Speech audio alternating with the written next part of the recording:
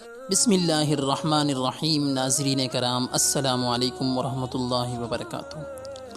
شام میں حضرت ابراہیم علیہ السلام کی دوسری بیوی حضرت سارہ رضی اللہ تعالی عنہ سے حضرت اسحاق علیہ السلام پیدا ہوئے۔ عراق، شام اور مصر کے وسیع و عریض ممالک میں انسانیت کی اصلاح کا کام ان کی اولاد کے سپرد کیا گیا۔ ان میں بڑے بڑے جلیل القدر رسول پیدا ہوئے، جن کے نام یہ ہیں: حضرت یعقوب علیہ السلام، حضرت یوسف علیہ السلام، حضرت موسیٰ علیہ السلام، حضرت یوشع بن نون علیہ السلام، حضرت داؤد علیہ السلام، حضرت سلیمان علیہ السلام، حضرت عزیر علیہ السلام، حضرت زکریا علیہ السلام اور حضرت یحییٰ علیہ السلام۔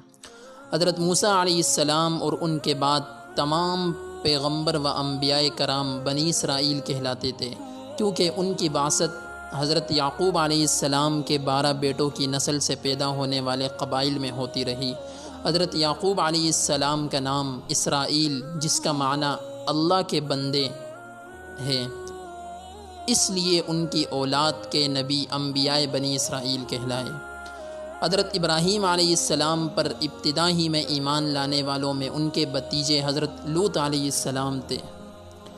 انہوں نے حضرت ابراہیم علیہ السلام کے ساتھ ہی ہجرت کی تھی اور اردن میں قوم صدوم کے علاقے میں آباد ہو گئے تھے۔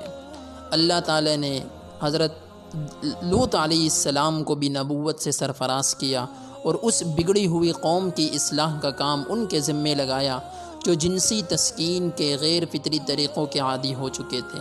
حضرت لوط علیہ السلام مدت دراز تک ان کو سمجھاتے رہے، مگر یہ بے حیا لوگ ٹس سے مس نہ ہوئے۔ آخر کار اللہ تعالیٰ کی طرف سے ان پر عبرتناک عذاب نازل ہوا۔ قوم صدوم کی بستیاں الٹ دی گئیں، آسمان سے ان پر پتھروں کی بارش ہوئی۔ حضرت لوط علیہ السلام اور چند اہل ایمان کے سوا جو اللہ کے حکم کے مطابق عذاب آنے سے پہلے بستی سے نکل گئے تھے، کوئی ذی روح اس دن زندہ نہیں بچا۔ قوم صدوم کی بستیاں اس طرح بے نام و نشان ہو گئی کہ آج بھی وہاں ایک نہایت کڑوے سمندر کے سوا کچھ دکھائی نہیں دیتا، جسے دنیا بحر میت اور ڈیڈ سی کے نام سے یاد کرتے ہیں۔ اس سمندر میں کوئی جانور نہ تو پیدا ہو سکتا ہے اور نہ ہی زندہ رہ سکتا ہے۔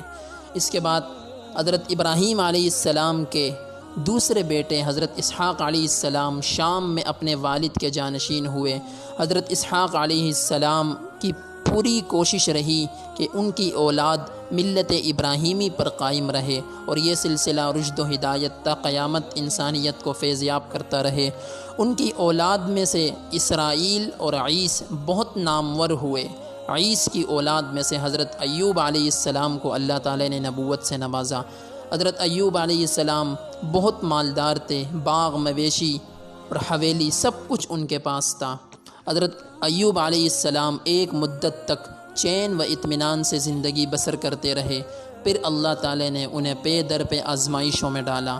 وہ ایک اذیت ناک مرض میں مبتلا ہو کر بالکل لاچار ہو گئے۔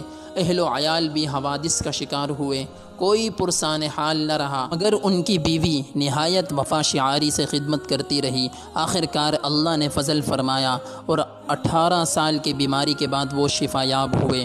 ان کی زندگی راحت میں، شکر میں اور مصیبت میں صبر کی بہترین مثال رہی۔ یہ تھی ہماری آج کی ویڈیو۔ مزید ویڈیوز کو دیکھنے کے لیے ہمارے چینل کو سبسکرائب کریں۔ جزاک اللہ۔